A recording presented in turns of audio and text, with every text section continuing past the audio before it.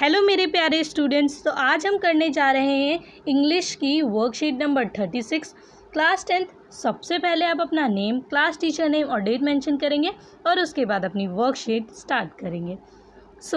आज का टॉपिक क्या है? आज का टॉपिक है गांधी जीज तलिस्मान। गांधी जीज तलिस्मान का मतलब क्या है? तलिस्मान का मतलब होता है तावीज़। तलिस्मान का मतलब क्या होता है? तावीज़। ठीक है, एक तरीके से आप कह सकते हैं कि कोई टोटका।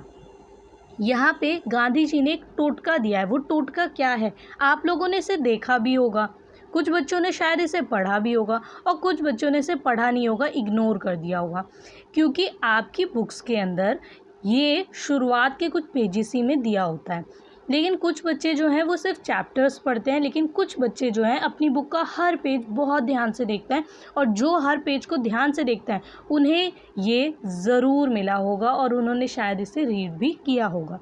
पर इसका मतलब क्या है? आज हम इसका मतलब जानेंगे। आपको अलग से वर्कशीट में इसको देने का रीज़न यही है कि आप इसका मीनिंग समझें कि क्या मोटिव है इसको आपकी बुक में देने का। यहाँ पे आप सोचेंगे कि गांधी जी की तावीज़ मतलब ये क्या है। तो चलिए इसे रीड करते हैं और समझते हैं कि इसमें क्या कहा है उन्होंने और ये क्या है। सबसे पहले वो कहते हैं कि I will give you a talisman. वो कहते हैं कि मैं तुम्हें एक तलिस्मान दूंगा, ठीक है, एक तावीज़ दूंगा। Whenever you are in doubt or when the self become too much with you. वो क्या कहते हैं कि whenever you are in doubt, जब भी तुम डाउट में होगे, शंका से घिरे होगे, परेशान होगे, ठीक है, और when the self becomes too much, और जब आपके ऊपर आप खुद बहुत हावी हो जाएंगे, क्योंकि कभी कभी हम इतने परेशान होते हैं, सोच सोच के चीज़ों को इतने परेशान हो जाते हैं कि हम क्या करें, कैसे करें, या फिर कभी कभी क्या होता है हमारे अंदर की नेगेटिव एनर्जी जो है हमारे ऊपर जो है वो हावी हो जाती है। हम गलत चीज़ें जो हैं वो करने लगते हैं, हमें नहीं पता होता कि वो गलत क्या है, सही क्या है। तब with you apply the following test, तब वो क्या कहते हैं कि तब आप अप्लाई करें ये टेस्ट, ठीक है, अप्लाई द फॉलोइंग टेस्ट। आप इस टेस्ट को अप्लाई करें अपने ऊपर, ठीक है। अब वो टेस्ट क्या है, चलिए इसे पढ़ते हैं। Recall the face of the poorest and weakest man. यहाँ पे वो क्या कहते हैं कि आप उस इंसान का चेहरा याद करिए जो बहुत गरीब है, पुअरेस्ट एंड वीकेस्ट, जो बहुत गरीब है, बहुत कमज़ोर व्यक्ति है, आप उसका चेहरा याद करिए।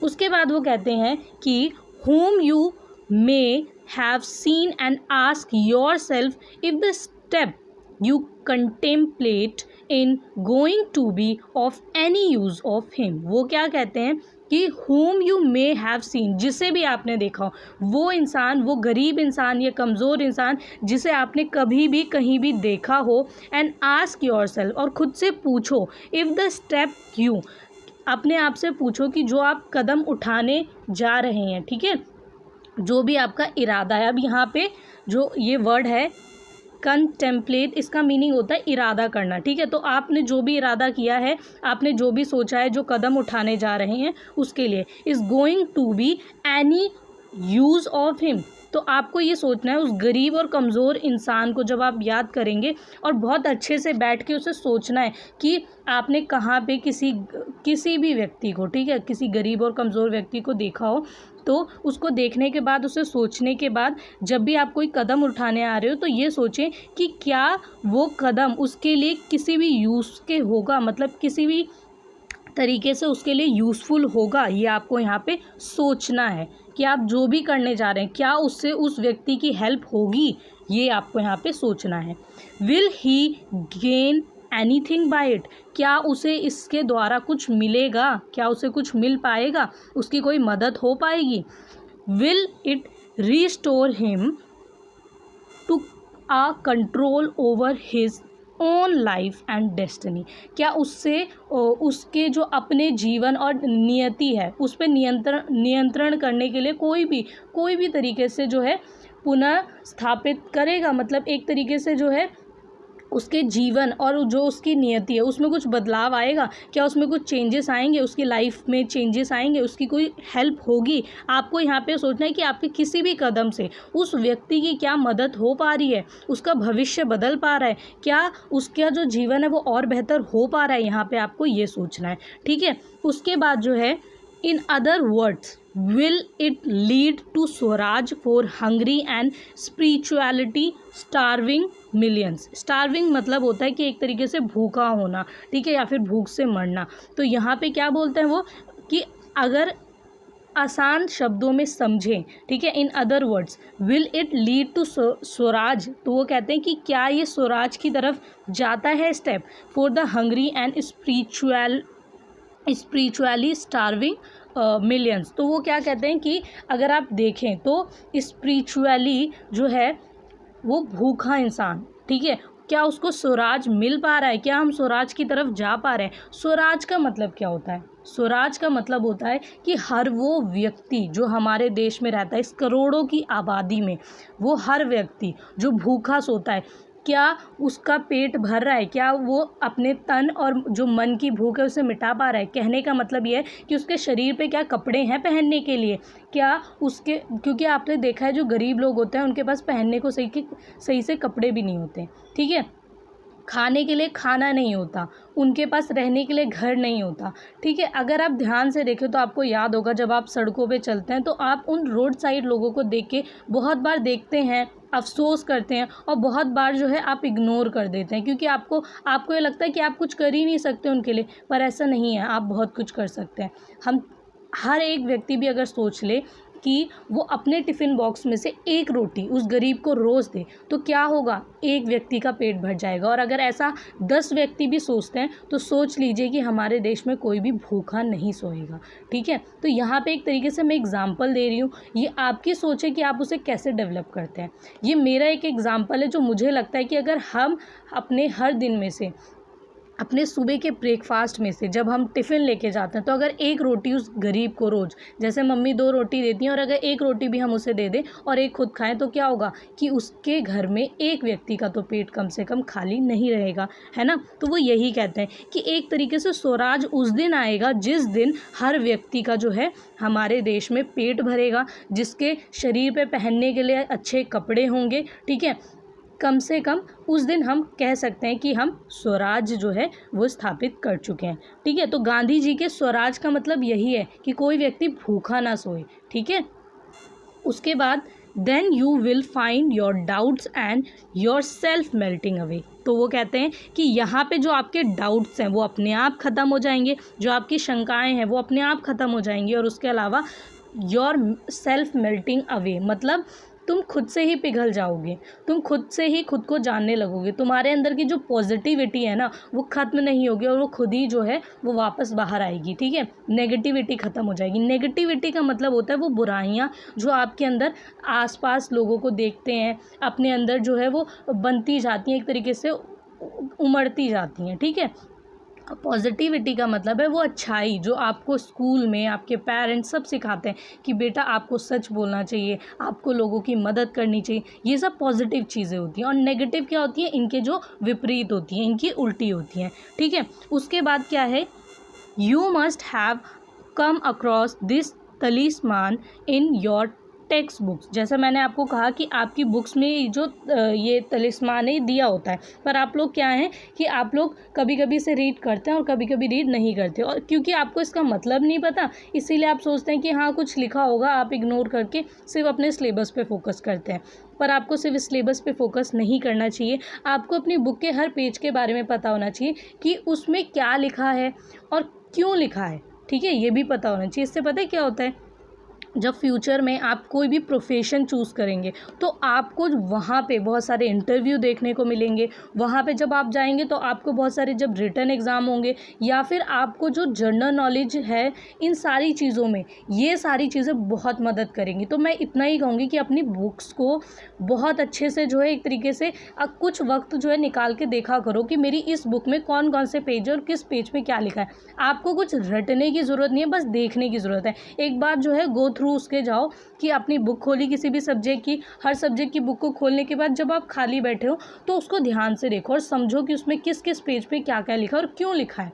बस जानने की कोशिश करो। ऐसा कुछ नहीं कि आपको उसे रटना है या लर्न करना है, ऐसा कुछ भी नहीं है, बस एक बार देखना है। ओके, उसके बाद है you have read about leadership in last worksheet. अब आपको यहाँ पे बोला गया है कि लास्ट वर्कशीट में आपने क्या किया, आपने लीडरशिप के बारे में पढ़ा था। Okay, you are also reading about Nelson Mandela as a leader, और आपने नेल्सन मंडेला जी को भाई एज अ लीडर, वो प्रेसिडेंट बने थे ना बाद में, तो वो पहले लीडर थे, उसके बाद वो नेल्सन मंडेला जी प्रेसिडेंट बने तो फिर से वो देश के लीडर बन गए। In a chapter from your English text book, तो अपनी इंग्लिश टेक्स्ट बुक में से आपने पढ़ा था। ठीक है, तो आपने यहाँ पे लीडरशिप के बारे में दो चीज़ें पढ़ी, एक चैप्टर पढ़ा नेल्सन मंडेला जी का एज अ लीडर, और दूसरा आपने लीडर की जो लीडरशिप की वर्कशीट थी वो पढ़ी थी। ओके, नाउ आज का आपका जो टास्क है वो क्या है, वो है you witness poor weak and hungry people near your locality. आपने अपने आसपास जो पुअर हैं, वीक हैं और हंग्री है, मतलब भूखे, गरीब, ठीक है, और कमज़ोर लोगों को देखा तो होगा ही अपने आसपास। Okay, write in a short paragraph what you would like to do for such people of your country if you become a leader. आपको यहाँ पे जो आज का क्वेश्चन है जो दिया गया है वो क्या है कि अगर आप अपने देश के लीडर बनते हैं, ठीक है, तो आपको एक शॉर्ट पैराग्राफ लिखना है 100 या 120 वर्ड्स में, ठीक है, 100 to 120 वर्ड्स में, कि अगर आप लीडर बनते हैं अपने देश के तो आप क्या करेंगे उन लोगों के लिए जो कि क्या है, पुअर, वीक और हंग्री, इन लोगों के लिए आप क्या करेंगे।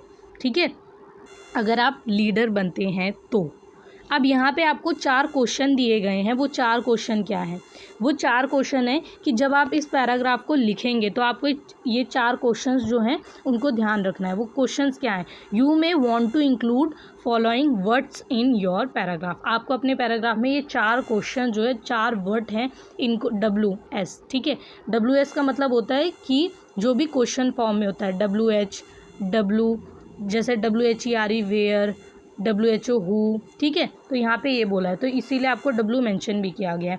पहला क्वेश्चन है व्हाट यू वुड डू, तुम क्या करोगे, सबसे पहली बात कि करोगे क्या इन लोगों के लिए। दूसरा जो पॉइंट है वो है who would help you in your work, तुम्हारे काम में मदद कौन करेगा तुम्हारी। ठीक है, अगर आप लीडर बनते हैं या इनके लिए कुछ करते हैं इन लोगों के लिए तो आपकी मदद कौन कौन करेगा, आपको ये बताना है। उसके बाद जो थर्ड पॉइंट है वो है when would you do your work, तुम अपना काम करोगे कब। ठीक है, क्योंकि आपने डिसाइड कर लिया लोग कौन मदद करेंगे ये भी डिसाइड कर लिया, लेकिन ये करोगे कब, क्योंकि बहुत बार हम सोचते हैं कि हम ऐसा करेंगे करेंगे करेंगे और वो कल पे डालते डालते डालते हम जीवन में कभी नहीं करते वो काम। ठीक है, तो यहाँ पे आपको वो वक्त भी बताना है कि किस वक्त आपको वो काम करना है। आप जब भी लीडर बनेंगे तो इन लोगों के लिए काम कब करेंगे, वो टाइम क्या होगा और कब होगा। उसके बाद लास्ट क्वेश्चन है वेयर वुड यू वर्क, और आप काम करोगे कहाँ। ठीक है, मतलब अब जैसे कि यहाँ पे बहुत तरीके हैं, आप सोचेंगे कि काम कहाँ से करेंगे, ऑफिस होना चाहिए, ये होना चाहिए वो, तो यहाँ पे पॉइंट आपको बताया जाएगा। मैं आपको स्लाइड लिखवाऊंगी तो मैं समझाऊंगी कि ये इसमें आपको क्या लिखना है। ठीक है, वेयर वुड यू वर्क, आप कहाँ काम करोगे। ओके, सो उसके बाद जो है आपका लास्ट पॉइंट वो क्या है, फर्स्ट जो है आप देखेंगे कि यहाँ पे लिखा है there are people in the world so hungry that God cannot appear to them except in the form of bread। अब महात्मा गांधी जी ने एक कोट लिखा है, वो क्या है, वो है कि जब अगर इसे हिंदी में मीनिंग इसका समझे तो ये है कि दुनिया में ऐसे लोग हैं जो इतने भूखे हैं कि ईश्वर उन्हें किसी और रूप में नहीं दिख सकता सिवाय रोटी के रूप में।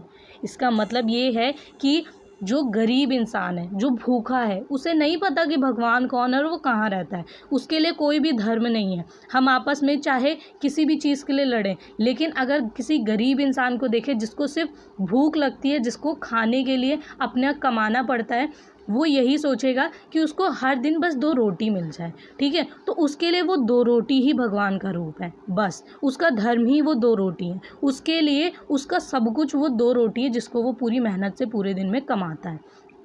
तो अगर आप इसका असली मतलब समझे तो यही मतलब है कि भगवान क्या है, भगवान वो है जो एक रोटी होती है एक भूखे व्यक्ति के लिए, ठीक है, जो उसका पेट भरती है, वो असलियत में वो उसके लिए भगवान है। इसीलिए अगर आपको बोलना है तो आप ये बोल सकते हैं कि एक ऐसा लीडर बने कि उन गरीब लोगों को खाने के लिए, ठीक है, उन गरीब लोगों को खाने के लिए कम से कम 2 वक्त की रोटी मिल जाए, बस इतना काफ़ी है। और ये आप तब समझेंगे जब आप उस गरीब को बहुत ध्यान से देखेंगे।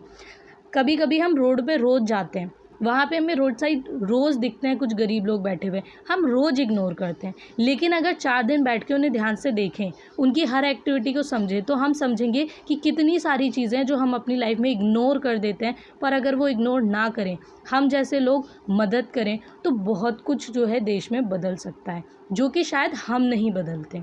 ठीक है, उसके बाद जो सेकंड पॉइंट है वो है the swaraj of my dream is the poor men's swaraj.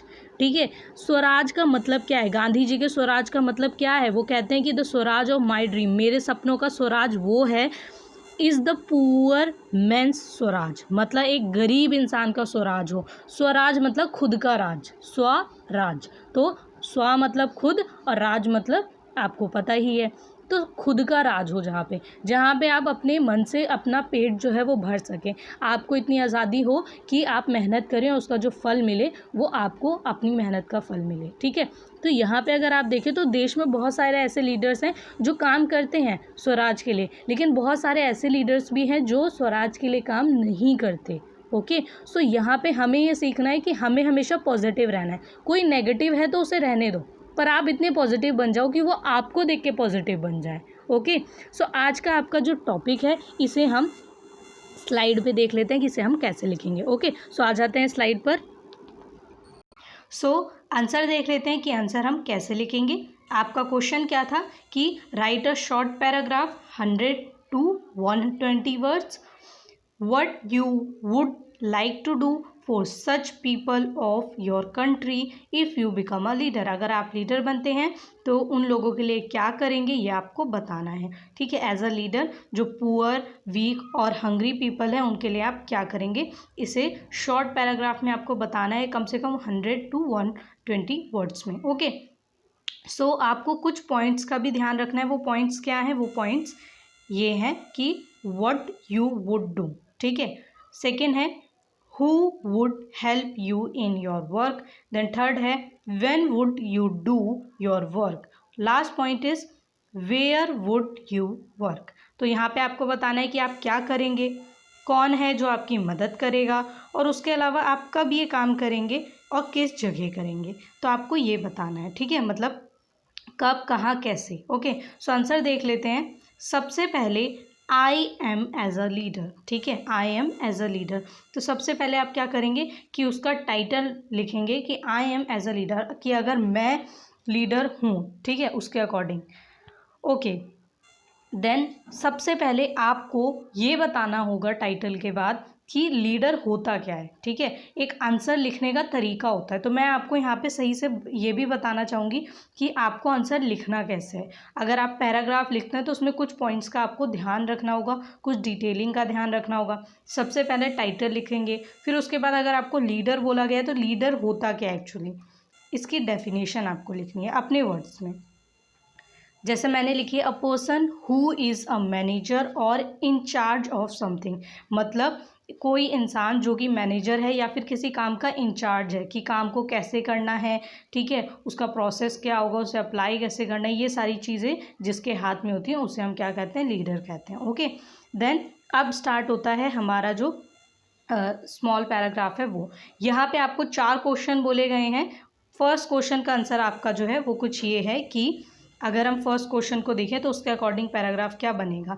ठीक है, कि such things I would like to do for poor weak and hungry people of my country if I become a leader. यहाँ आप बोलेंगे कि अगर मैं लीडर बनता हूँ तो मैं पुअर वीक और हंग्री पीपल के लिए क्या करना चाहूँगा, मतलब क्या करूँगा। Focus on solving the socio economic challenges in the country. तो सबसे पहले सोशो इकोनॉमिक चैलेंजेस जो हैं, ठीक है, सोशल और इकोनॉमिक।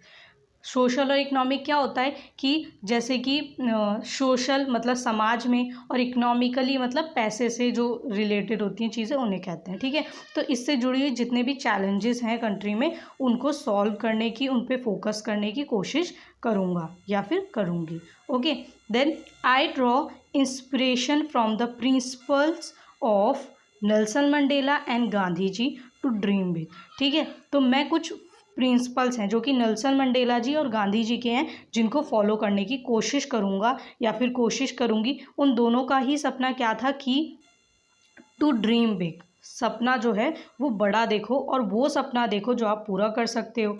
वॉक टू फ्रीडम, और आज़ादी की तरफ, ठीक है। चलो, to be resistance, to promote equality and uphold confidence and persistence. तो यहाँ वो क्या कहते हैं, यहाँ बोलते हैं कि सबको बराबरी का अधिकार हो, कॉन्फिडेंस सबके अंदर जो है एक तरीके से आत्मविश्वास जो है वो बना रहे या फिर बढ़े अपने अंदर, अपने लिए आत्मविश्वास। तो ये सारी चीज़ें नेल्सन मंडेला जी और गांधी जी जो हैं उनसे हम प्रेरित होके एज अ लीडर क्या है हम इसे अप्लाई कर सकते हैं अपने काम में। Then some important points I would like to develop in myself start by understanding my leadership style, encourage creativity, serve as a role model, be passionate, listen and communicate effectively, have a positive attitude, encourage people to make contributions, motivate my followers, offer rewards and recognition, and keep trying new things. यहाँ पे आप क्या कह रहे हैं, यहाँ पे आप बोल रहे हैं कि अगर मैं लीडर बनता हूँ या मैं लीडर बनती हूँ तो मैं क्या करूँगी या फिर मैं क्या करूँगा कि सबसे पहले कुछ इंपॉर्टेंट पॉइंट्स हैं जिन्हें मैं डेवलप करने की कोशिश करूँगा या फिर कोशिश करूँगी कि start by understanding my leadership style. सबसे पहले अपने लीडरशिप स्टाइल को समझेंगे आप। अगर आप यही नहीं समझते कि आपका लीडरशिप स्टाइल क्या है तो आप लीडरशिप नहीं कर पाएंगे। उसके बाद है एनकरेज क्रिएटिविटी। क्रिएटिविटी को एनकरेज करेंगे, चाहे वो दूसरों की हो चाहे खुद की हो, ठीक है। Serve as a role model, और दूसरों के लिए एक रोल मॉडल बन पाएंगे। तो अपने आप को ऐसा क्रिएट करेंगे, अपने अंदर की जो क्रिएटिविटी है उसे बाहर लाएंगे कि लोगों का रोल मॉडल बन सकें, लोग आपको देख के प्रेरित हों। ओके, बी पैशनेट, मतलब अपने काम को लेके इतने पैशनेट हो कि हाँ चाहे दिन हो या रात हो अपने काम के लिए पूरी ईमानदारी हो, निष्ठा हो कि हाँ मुझे काम करना है और बहुत अच्छे से करना है। लिसन एंड कम्युनिकेट इफेक्टिवली, बहुत ध्यान से सुनना और कम्युनिकेट करना। आप देखिए ईएमसी जिन बच्चों ने किया उन्हें पता है कि कम्युनिकेशन कितना ज़रूरी है। तो हमें लोगों को ध्यान से सुनना और कम्युनिकेट करना अच्छे से ये भी आना चाहिए। एक लीडर जो होता है ना उसको हमेशा बहुत अच्छे से अपनी बात कहनी और औरों की बात सुन के समझनी आनी चाहिए, ठीक है। तो ये भी होना चाहिए। मोटिवेट माई फॉलोअर्स, तो हम खुद को जब बहुत अच्छा बनाएंगे तभी तो जो हमारे फॉलोअर्स हैं वो मोटिवेट होंगे। तो हम अपने आप को ऐसा बनाएं कि जो हमारे फॉलोअर्स हैं जो हमें फॉलो करते हैं। फॉलोअर कौन होते हैं, वो होते हैं जो आपको देखते हैं और आपसे कुछ सीखते हैं, ठीक है। आप क्या कर रहे हैं, कैसे कर रहे हैं, क्या बोल रहे हैं, हर चीज़ नोटिस करते हैं और फिर उसके बाद वो भी सोचते हैं कि हाँ मुझे इस व्यक्ति की ये बातें बहुत पसंद है और मैं भी अपने जीवन में इससे क्या करूँगा, लाऊंगा। तो इसीलिए वो आपके फॉलोवर बन जाते हैं, ठीक है।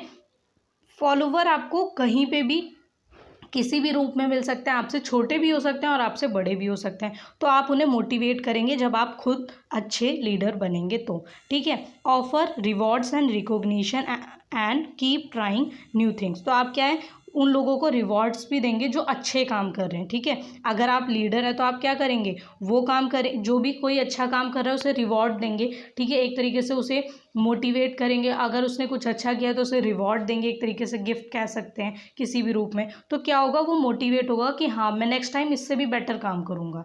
ओके, जैसे अगर स्कूल में आपको गिफ्ट मिलता है किसी भी रेस में अगर आपने पार्टिसिपेट किया, आप जीते हैं, विनर है, तो आपको सर्टिफिकेट मिलता है। तो मोटिवेट होता है ना आप नेक्स्ट टाइम उस चीज़ को करने के लिए, और मोटिवेट होता है और दोबारा जो है रेस में आके फिर से खड़े होते हैं। तो क्या होता है, यहाँ से आपको रिवॉर्ड मिलता है, तो आपको जो है एक तरीके से मोटिवेशन मिलता है। Okay, keep trying new things, और नई नई चीज़ें जो है उन्हें ट्राई भी करते रहना चाहिए। तो अगर आप लीडर है तो आपको खुद भी नई चीज़ें ट्राई करती रहनी चाहिए। तो इसमें आपने क्या बोला कि वो सम इम्पॉर्टेंट पॉइंट जो मैं सबसे पहले खुद के अंदर डेवलप करूँगा कि मैं सोसाइटी को जो है वो क्या कर सकूँ, सोसाइटी का एक अच्छा लीडर बन सकूँ और उसे डेवलप करने में मेरी जो है मदद काम आए। तो यहाँ पे सबसे पहले फर्स्ट पैराग्राफ में कि आप क्या करेंगे, तो सबसे पहले आप खुद एक अच्छे लीडर बनेंगे, ठीक है, और कुछ पॉइंट्स का खास ध्यान रखेंगे जिससे आप दूसरों की हेल्प कर सकें। उसके बाद जो आपका सेकंड क्वेश्चन था उसका आंसर क्या है कि I would work with communities to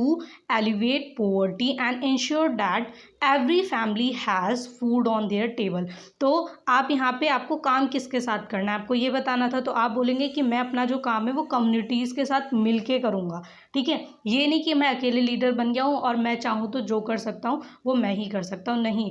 आप जब टीम बन के काम करते हैं, टीम वर्क ज़रूरी होता है, तो आपका दूसरों से मिलके, ठीक है, जुड़ के और अच्छे से काम करना बहुत ज़रूरी है। तो यहाँ पे आप क्या करेंगे, कम्युनिटीज़ के साथ काम करेंगे कि जो पोवर्टी है उसे एलिवेट कर सकें, मतलब ख़त्म कर सकें, and ensure that every family has food on their table. और आप ये इंश्योर करें, ये कंफर्म करें कि हर फैमिली के जो टेबल है उस पर खाना होना चाहिए। तो आपको अगर पुअर, हंग्री और वीक लोगों के लिए काम करना है तो सबसे पहले आप क्या करेंगे, उनके लिए खाना जो सबसे ज़्यादा ज़रूरी है वो हर किसी के टेबल पे पहुँचे वक्त के साथ। तो ये आपको ध्यान देना पड़ेगा। तो इसके लिए आपको कम्युनिटीज़ की हेल्प लेनी पड़ेगी और उनके थ्रू इस काम को जो है अप्लाई करना पड़ेगा।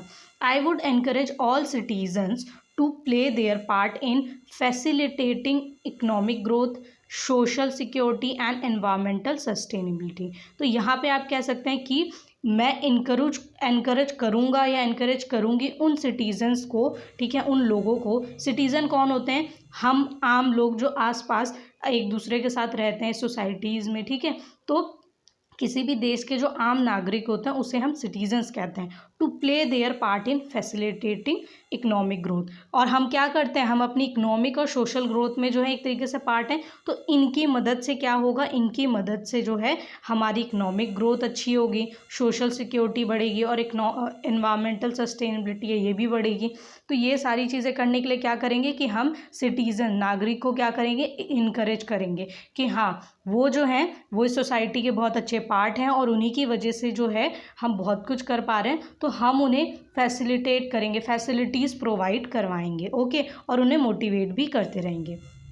देन आई वुड, अब आपका जो थर्ड क्वेश्चन था उसका आंसर है ये, I would do my work when. अब अपना काम करना कब है, ठीक है। तो I would do my work when I complete the following steps. तो कुछ स्टेप्स हैं जिन्हें मैं कंप्लीट कर लूँगा या फिर कंप्लीट कर लूँगी, तब जाके मैं इनको फॉलो करूँगा या फिर फॉलो करूँगी। तो आप किसी भी काम को करें, ठीक है, तो कब कर सकते हैं, जब आपने कुछ स्ट्रैटेजी बनाई हो। अगर आप सोचें कि मैं लीडर बन गया हूँ और मैं जाता हूँ, मैं लोगों को जो है पैसे बांटना शुरू कर देता हूँ, लोगों की मदद कर देता हूँ, ऐसा नहीं होता। आप सबसे पहले ये डिसाइड करेंगे कि किसको ज़रूरत है, ठीक है, और कौन सच में जिसको ज़रूरत है उसको आप कैसे प्रोवाइड कर सकते हैं, उसकी हेल्प कैसे कर सकते हैं कि वो सिचुएशन से बाहर आए। तो ये स्टेप्स हैं जिन्हें आपको फॉलो करना पड़ेगा। पहला स्टेप है कि understand the demands of the situation. सबसे पहले आपको ये समझना पड़ेगा कि अकॉर्डिंग टू सिचुएशन डिमांड्स क्या हैं, क्योंकि क्या होता है कि वक्त के साथ डिमांड बदल जाती है। जैसे जब कोरोना नहीं था तो मास्क की डिमांड नहीं थी, ठीक है, लेकिन जब से कोरोना आया है तब से आप देखते हैं मास्क, सैनिटाइज़र, ये सब क्या हो गए हैं, इनकी डिमांड बढ़ गई है। तो सिचुएशन के अकॉर्डिंग डिमांड्स चेंज होती हैं। तो आपको ये ध्यान रखना है कि किस जगह पे किस टाइम जो है डिमांड्स क्या हैं, तो उस अकॉर्डिंग आपको जो है समझना पड़ेगा ये बात। और उसके बाद जो सेकेंड पॉइंट है, make a master plan to implement the strategy. अब आपने समझ लिया कि सिचुएशन क्या है, ठीक है, और उसके बाद आप क्या करेंगे, एक मास्टर प्लान बनाएंगे जिसे आप क्या करें, इम्प्लीमेंट कर सके, ठीक है, इम्प्लीमेंट द स्ट्रेटर्जी। तो आपको अगर कोई भी प्लान जो है उसे अप्लाई करना है तो सबसे पहले उसके लिए आपको प्लान अच्छा बनाना पड़ेगा कि वो प्लान अच्छा बने, और उसके बाद उसमें आगे आने वाली जो जो प्रॉब्लम्स हैं उनसे हम कैसे जो है फेस करेंगे, तो हम उसका सोल्यूशन पहले से सोच के रखें कि अगर ऐसा सिचुएशन आती है तो हम क्या करेंगे। तो आपका मास्टर प्लान होना बहुत ज़रूरी है, ओके। उसके बाद जो थर्ड पॉइंट है वो है clarify a mission that motivates and inspires. सबसे पहले आपको क्या करना है कि एक मिशन, क्लैरिफाई अ मिशन, एक मिशन बनाना है दैट मोटिवेट्स एंड इंस्पायर्स, जो कि आपको क्या करे, मोटिवेट करे और इंस्पायर करे, और दूसरों को भी मोटिवेट करे और इंस्पायर करे कि वो नेक्स्ट टाइम जो है अगर ऐसी सिचुएशन आती है लोगों की हेल्प करने की तो वो फिर से हेल्प करने के लिए आए सामने। ओके, तो क्लैरिफाई अ मिशन, अपना जो मिशन है वो सबको साफ साफ बताइए कि हाँ हमारा मिशन ये है, हमारी कोशिश ये है, जिससे लोग भी मोटिवेट हो और आप भी मोटिवेट हो दोबारा उस काम को करने के लिए, लोगों की हेल्प करने के लिए। Okay, with the help of communities, citizens and social workers I implement the strategy for the poor, weak and hungry people. तो यहाँ पे क्या है कि with the help of communities, communities की हेल्प से, सिटीजन्स की हेल्प से और सोशल वर्कर की हेल्प से हम क्या कर सकते हैं, आई इम्प्लीमेंट द स्ट्रेटर्जी। तो मैं अपनी जो स्ट्रेटर्जी है उसे इम्प्लीमेंट करूँगा या करूँगी कि जो पुअर, वीक और हंग्री पीपल है उनकी मदद कर सकूँ। ओके, फिर उसके बाद जो आपका लास्ट क्वेश्चन था उसके अकॉर्डिंग अगर आप देखें तो आपको क्या लिखना है, I would work where poor, weak and hungry people need help. तो यहाँ पे आपको बोला गया है कि आप काम कहाँ करेंगे, ठीक है। तो यहाँ पे काम ऑफिस में करने की बात नहीं हो रही है, यहाँ पे काम करने की बात हो रही है कि आप किस जगह काम करेंगे और किसके लिए करेंगे, तो आपको ये बताना है। तो आई वुड वर्क, मैं काम करूँगा, where poor, weak and hungry people need help, जहाँ पे पुअर, वीक और हंग्री पीपल को ज़रूरत होगी मेरी मदद की। ओके, ये नहीं कि आप देख रहे हैं कि बहुत अच्छी खासी सोसाइटी है, वहाँ पे आप बोलेंगे कि यहाँ तो कोई गरीब इंसान है ही नहीं, तो यहाँ पे मैं कैसे किसी की मदद करूँ, तो आप बोलेंगे मैम क्या मदद करूँ, यहाँ पे तो कोई है ही नहीं, है ना, और ये कह के बच जाएंगे। नहीं, अगर आप लीडर हैं तो आपको सबको देखना पड़ेगा, आपको उन लोगों को ढूंढना पड़ेगा, आपको उन तक जाना पड़ेगा, आपको देखना पड़ेगा कि वो कहाँ हैं, कैसे हैं, उनकी क्या क्या समस्याएं हैं। तो सबसे पहले आपको उस जगह को देखना पड़ेगा जहाँ पे पुअर, वीक और हंग्री पीपल हैं और उनको ज़रूरत है। ओके, उसके बाद है and they not know what to do for their better future, और उन्हें ये भी नहीं पता होता कि वो अपने फ्यूचर में क्या ऐसा करें जिससे वो अपने फ्यूचर को और अच्छा कर सकें। तो ये भी आप ही को बताना पड़ेगा, ये आपको ही उन्हें डायरेक्शन दिखानी पड़ेगी कि वो कैसे कैसे अपने लिए जो है अपनी खुद की हेल्प कर सकते हैं। Okay, then so I would provide them proper guidance, direction and goods to help them. तो यहाँ पे आप क्या क्या चीज़ें देंगे, सबसे पहले तो आप उनको जो है प्रोवाइड करेंगे प्रॉपर गाइडेंस, प्रॉपर गाइडेंस कि उन्हें क्या क्या करना है, उसके बाद डायरेक्शंस जो है आप बताएंगे। Okay, then goods to help them. अब आपको यहाँ क्या बताना है, आपको यहाँ पे गुड्स भी बताने हैं। गुड्स क्या होते हैं, गुड्स का मतलब होता है कि वो वस्तुएं जो उनके ज़रूरत की हैं, ठीक है। तो आपको वो वस्तुएं देनी है और उसके बाद प्रॉपर गाइडेंस, डायरेक्शन देनी है कि उनकी आप मदद कर सकें। तो यहाँ पे आपके जो चारों क्वेश्चंस पूछे गए थे कि अगर आपको शॉर्ट पैराग्राफ लिखना है और उसमें आपको ये 4 बातें ध्यान रखनी है, ठीक है, ये 4 क्वेश्चंस जो हैं इनको बताना है, इन्हें आंसर करना है। तो मैंने ये चारों क्वेश्चंस जो हैं आपको, जो आपका फर्स्ट क्वेश्चन है, ठीक है, अगर आप देखें तो ये आपका जो फर्स्ट क्वेश्चन है इसके अकॉर्डिंग मैंने ये पैराग्राफ लिखवाया है। देन आपका जो सेकंड, थर्ड और फोर्थ क्वेश्चन था, सेकंड, थर्ड और फोर्थ, उसके अकॉर्डिंग मैंने पैराग्राफ लिखवाए हैं, ठीक है। और उसके बाद जो आपका लास्ट में कंक्लूजन है वो आपको ज़रूर बताना है, क्योंकि आपसे यहाँ पे पैराग्राफ पूछा है। तो जब भी आप पैराग्राफ लिखते हैं, अगर छोटा पैराग्राफ है तो 2 लाइन का, थोड़ा बड़ा है तो 3-4 लाइन का, पर कंक्लूजन एंड में लिखना बहुत ज़रूरी है। इसका रीज़न ये होता है कि आप लोग सोचते हैं कि हमने एग्ज़ाम में बहुत अच्छा पैराग्राफ लिखा पर मैम ने कभी आज तक हमें फुल मार्क्स नहीं दिए। रीज़न यही है क्योंकि आपको नहीं पता होता कि पैराग्राफ राइटिंग कैसे की जाती है। तो सबसे पहले जैसे लीडरशिप पूछा था तो मैंने उसकी डेफिनेशन लिखी, उसके बाद जो पूछे गए थे क्वेश्चन उनके आंसर किए, और उसके बाद एंड में कंक्लूजन भी मैं जो है आपको शो करें। कंक्लूजन लिखना बहुत ज़रूरी होता है। क्यों ज़रूरी होता है, क्योंकि मार्क्स गेन करते हैं ये, ठीक है, इनके भी मार्क्स होते हैं आपके एग्ज़ाम में, और ये भी एक स्टेप होता है लिखने का, ठीक है, एक तरीका होता है कि जब आपने सब कुछ कह दिया उसके बाद निष्कर्ष क्या निकला, एंड में जो कंक्लूजन है, एंड में आप किस बात तक पहुँचे कि हाँ आपको क्या करना चाहिए। तो इसका जो क्या कहते हैं कंक्लूजन है वो है, leadership is not only about one leader. Leadership सिर्फ एक इंसान की लीडर होने का, ठीक है, ज़रूरी नहीं है कि सिर्फ एक इंसान लीडर है उसी का मतलब लीडरशिप है, नहीं। Leadership is team work, vision, strategy and daily leadership culture, leadership का मतलब होता है कि सबसे पहले टीम वर्क हो।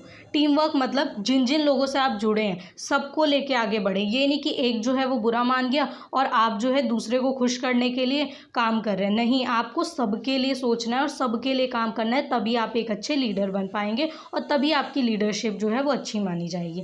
विज़न, देखने का नज़रिया अच्छा होना चाहिए। आपको समझ आना चाहिए कि इस व्यक्ति को इस चीज़ की ज़रूरत है, उस व्यक्ति को किस चीज़ की ज़रूरत है और इसे हम कैसे फुलफ़िल कर सकते हैं। ठीक है, जैसे गरीब हैं, वीक हैं, तो उनकी डिमांड्स कैसे पूरी कर सकते हैं। उसके अलावा जो बाकी, जैसे अगर आप देखें सोसाइटी में मिडिल क्लास और upper middle class, rich, poor, बहुत तरीके के लोग रहते हैं। आपको सबके बारे में सोच के चलना पड़ेगा। तो आपकी लीडरशिप ऐसी होनी चाहिए कि किसी को भी किसी की वजह से हर्ट ना हो और सबका जो है सबकी हेल्प आप कर सकें। ओके, उसके बाद है स्ट्रेटर्जी। स्ट्रेटर्जी मतलब आपका प्लान ऐसा होना चाहिए कि सबके लिए हो। Okay, and daily leadership culture, और लीडरशिप ऐसी होनी चाहिए कि रेगुलर उसमें आप रेगुलर के अकॉर्डिंग जो है काम करें। ये ना हो कि आपकी स्ट्रेटर्जी वही पुरानी चलती जा रही है, वक्त बदल रहा है, सिचुएशन बदल रही है, पर आप सेम लीडरशिप पुरानी लेके चल रहे हैं, तो भी वो किसी काम की नहीं होती। Okay, a good country leader always be in high demand. एक किसी भी अच्छी कंट्री का जो लीडर होता है वो हाई डिमांड में होता है। क्यों? इफ़ ही शी, अगर वो मेल है, ठीक है, तो ही, और शी अगर वो फीमेल है तो serves his people and country well. तो अगर वो मेल है या फीमेल जो भी लीडर है, तो वो अगर अपने देश को अच्छे से रिप्रेजेंट कर रहे हैं और अपने देश की ग्रोथ करवा रहे हैं, तो उनकी डिमांड बहुत अच्छी खासी होती है पूरे वर्ल्ड में। और उसके अलावा जो उनके लोग और कंट्री होते हैं वो भी अपने कंट्री और लोगों को अच्छे से सर्व कर रहे होते हैं। ठीक है, मतलब उनके सामने अपने आप को अच्छे से प्रेजेंट कर पा रहे होते हैं, इसीलिए वो एक अच्छी कंट्री का निर्माण कर पाते हैं। तो यहाँ पे कुछ स्टेप्स हैं जो कि मैंने आपको लिख के बताए हैं। ये स्टेप्स क्या हैं? सबसे पहले आपको सेल्फ अवेयरनेस होनी चाहिए। उसके बाद आपको रिलेशनशिप्स का पता होना चाहिए। रिलेशनशिप मतलब जो सिटीज़न है, लीडर है और जो टीम वर्क है, इन सारी चीज़ों के बारे में। विज़न, देखने का नज़रिया अच्छा होना चाहिए। उसके अलावा एक्शंस और स्ट्रैटर्जी, तो आपकी स्ट्रैटर्जी प्लान होना चाहिए अच्छा खासा और उस पर आपको एक्शन मतलब उसको अप्लाई कैसे करें, तो आपके ये सभी लेवल्स पूरे होंगे। और ये हमेशा कुछ ऐसे चलता है। ठीक है, कैसे चलता है? नीचे से ऊपर की तरफ। ओके, सो यहाँ पे आपको ये लेवल्स मैंने जो बताए हैं, ये लेवल्स और लीडरशिप के बारे में आप जो है 11th-12th में बिजनेस में पढ़ेंगे, जिसमें आपको पूरी एक बुक दी गई है। ठीक है, 11th में आप जब पढ़ेंगे और 12th में, तो आपको लीडरशिप के बारे में बहुत अच्छे से डिस्क्राइब किया गया, बहुत अच्छे से बताया गया, पूरी बुक बताई गई है। तो जो बच्चे आगे चल के फ्यूचर में बिज़नेस लेना चाहते हैं, बिज़नेस एज अ सब्जेक्ट, उनके लिए बहुत ज़रूरी है कि वो इस टॉपिक को बहुत ध्यान से पढ़ें। और उसके अलावा बाकी बच्चों को भी ये सीखने की ज़रूरत है, क्योंकि फ्यूचर में जब आप लीडर बनते हैं तो ये नहीं है कि आप देश के लिए कुछ काम करें, नहीं। अगर आप स्कूल के प्रिंसिपल हैं तो भी आप एक लीडर हैं, तो भी आपको सारे टीचर्स को डायरेक्शन देनी है। अगर आप एक ऑफिस के एम्प्लॉय हैं तो आपके नीचे जो सब वर्कर हैं, आप उनके लीडर होते हैं और आपको उन्हें गाइडेंस देनी होती है। आपको सबको साथ लेके चलना पड़ता है। तो यहाँ पे आपको याद रखना है कि आप लीडर कहीं भी बन सकते हैं, ज़रूरी नहीं है बहुत बड़े लीडर हैं। कभी कभी आप एज अ किसी कंपनी में या किसी छोटी सी जगह पे भी अगर लीडर बनते हैं और 4 लोगों को भी आपको देखना है, तो आपको सबका ध्यान रखना होता है और सबको साथ लेके चलना होता है। किसी को नाखुश करके और किसी को खुश करके आप आगे नहीं बढ़ पाएंगे। ठीक है, वो प्रॉब्लम क्रिएट करता है। तो आपको लीडरशिप बताया ही इसलिए गया है कि आप ये समझें कि नेतृत्व करना और नेतृत्व करा कैसे जाए, ये सीखना कितना ज़रूरी है। ओके, सो ये क्लास थोड़ी ज़्यादा मैंने एक्सप्लेन की, रीज़न यही है क्योंकि फ्यूचर में आपके बहुत काम आने वाला है। इसको अगर आप स्किप कर देते हैं तो फ्यूचर में बहुत सारे स्टेप्स हैं जो आपको नहीं कोई बताएगा, लेकिन मैंने इस वर्कशीट के थ्रू आपको समझाने की कोशिश की है और आपको ये वीडियो अच्छी लगी होगी, मैं आशा करती हूँ। उसके अलावा हमारे यूट्यूब चैनल का जो आपकी सारी वीडियोज़ हैं, उसके नीचे हमारे टेलीग्राम का जो लिंक है वो आपको प्रोवाइड किया जाता है। उसमें सभी आंसर्स रिटन फॉर्मेट में प्रोवाइड किए जाते हैं। उसके अलावा हमारी सारी वीडियोस आपको टाइम टू टाइम जो है उनकी नोटिफिकेशन मिलती रहे, तो हमारे चैनल को सब्सक्राइब कर दीजिए, शेयर करिए, जिससे बाकी बच्चों की भी बहुत हेल्प हो सके। Okay, so I hope so you enjoyed this chapter and this worksheet. Okay, so bye bye students.